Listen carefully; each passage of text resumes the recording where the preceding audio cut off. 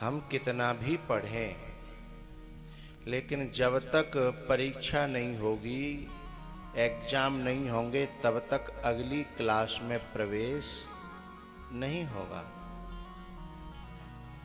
चाहे हम 1 साल पढ़ें, चाहे 10 साल पढ़ें, चाहे 20 साल पढ़ें, परीक्षा ही आगे की क्लास में, आगे की कक्षा में पहुंचाती है। ऐसे ही भक्त की परीक्षा भी उसकी क्लास को आगे बढ़ाती है, उसकी उन्नति करती है।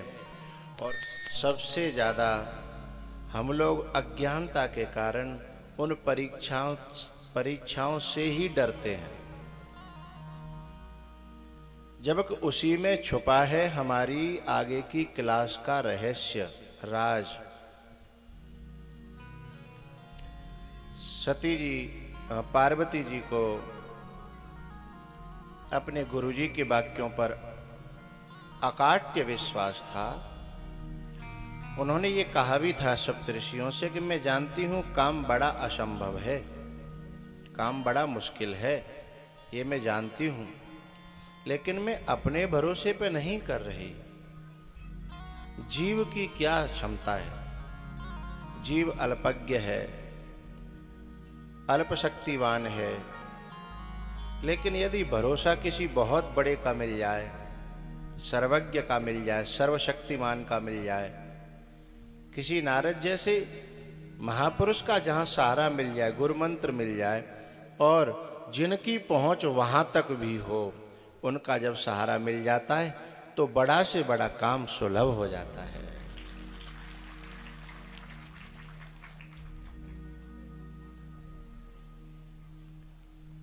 बड़ा से बड़ा काम।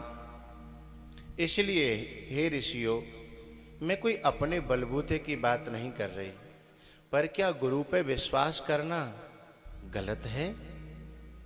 क्या गुरु पे विश्वास करना अनुचित है? अब सप्तऋषि तो स्वयं महात्मा थे, इसलिए वो भी अपने गुरु पर दृढ़ विश्वास करते थे। और ये गुरु पर दृढ़ विश्वास करना ही अध्यात्म की जितनी भी प्रक्रिया हैं, साधन हैं, रास्ते हैं, उन सब की नींव है। आदौ श्रद्धा, सबसे पहले श्रद्धा वहां, और विश्वास, ये दोनों इसकी नींव है। और ये मैंने यदि कर लिया, हे सप्तऋषियों, क्या गलत कर लिया मैंने? उनका मुंह बंद हो गया और वे एक तरह से हार मान करके शंकर भगवान के पास पहुंचे। उन्होंने कहा अब तो आपको भगवान जाना ही पड़ेगा, क्योंकि अब उसे कोई माई का लाल डिगाने वाला नहीं है, और अब पहले जैसी श्रद्धा नहीं है, सती जैसी नहीं रही वो, अब तो बिल्कुल चेंजिंग आ गई। मैं आपसे सभी साधकों से एक प्रार्थना करना चाहता हूं, कभी भी किसी व्यक्ति का आकलन, संसार की भी मैं कह रहा हूं, लेकिन अध्यात्म जगत के जो महापुरुष हैं, उनका आकलन जो तुमने 10 साल पहले देखे, 5 साल पहले देखे, 1 साल पहले देखे, उसी रूप में मत करना, क्योंकि वह हर समय अपने आप को परिवर्तन कर रहे हैं। क्योंकि साधना का उनका उद्देश्य ये है, अपने आप में परिवर्तन करना। तो सती ने अपने आप को बिल्कुल परिवर्तन कर लिया, लेकिन एक आपको विशेष बात ये कहनी है मुझे, कि सती ने तो एक जीवन त्याग दिया, दूसरे जीवन में परिवर्तन कर पाया, लेकिन जो महापुरुष होते हैं, संत होते हैं, वो इसी जीवन में, जीवन नहीं बदलना पड़ता, इसी जीवन में अपने आप को मार भी देते हैं और दूसरा जन्म भी कर लेते हैं, लेकिन दुनिया को पता नहीं लगता। जन्म भी हो जाता है, मरण भी हो जाता है। कैमरा लगाना, हमारे चीपी वाले स्वामी जी बैठे हैं, उदाहरण देना है मुझे।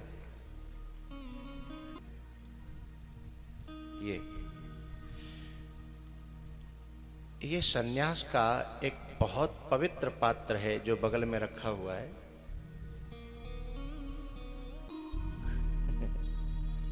हाँ, ये सन्यास का बड़ा पवित्र पात्र है। बड़े बड़े राजा महाराजा इसको पाने के लिए अपने जीवन को खपा देते हैं। महात्मा बुद्ध, गौतम बुद्ध जैसे हैं और बड़े बड़े ऋषभ देव जैसे महात्मा इस चीपी को पाने के लिए। ये परम विरक्तों का एक आभूषण है।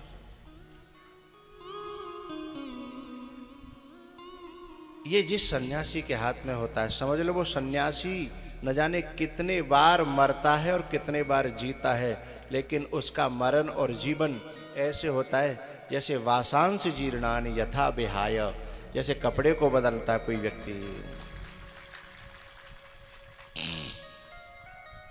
नवान गृहणात नरोपराणी, नए नए कपड़े ग्रहण करता है, इसलिए वो रोज अपने आप को देखता है, रोज अपने आप को महसूस करता है। शरीर का मरण देखता है, शरीर का क्षरण देखता है, शरीर का शरण देखता है। ये शरीर प्रति क्षण विनाश को जा रहा है, लेकिन इसको देखने वाला जो साक्षी है, जो दृष्टा है, वो निरंतर जीवन को प्राप्त कर रहा है, निरंतर अपने आप को जीवंत महसूस कर रहा है।